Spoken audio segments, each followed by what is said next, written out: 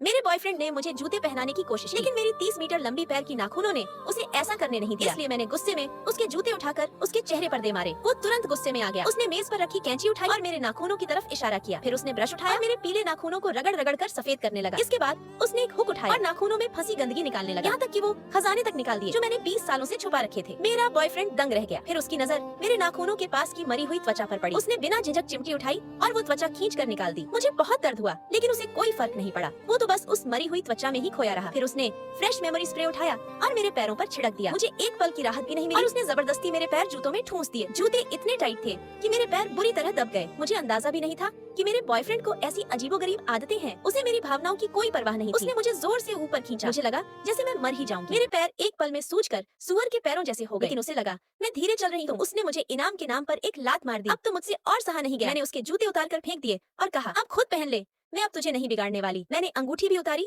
और बिना किसी रहम के उसके चेहरे पर फेंक दी। लेकिन सच्ची बात ये है, उसे उन जूतों से बहुत लगाव था। वो दर्द से नहीं डरा और सच में उन जूतों को अपने पैरों में पहन लिया। बेटा मुझे देखकर इग्नोर मत करना, मैं तेरे माँ बाप की उम्र 20 साल बढ़ा दूंगी। बस तू इस वीडियो को लाइक करके चैनल को सब्सक्राइब कर दे और कमेंट में जय माता दी जरूर लिख दे। लेकिन वो एक कदम भी नहीं चला और जमीन पर औंधे मुंह गिर पड़ा, जैसे कोई बड़ा योद्धा घोड़े से गिरा हो। और अब हाल ये है कि वो छोटे से जूते उसके पैरों में ऐसे फंसे हैं कि निकालने का नाम ही नहीं ले रहे।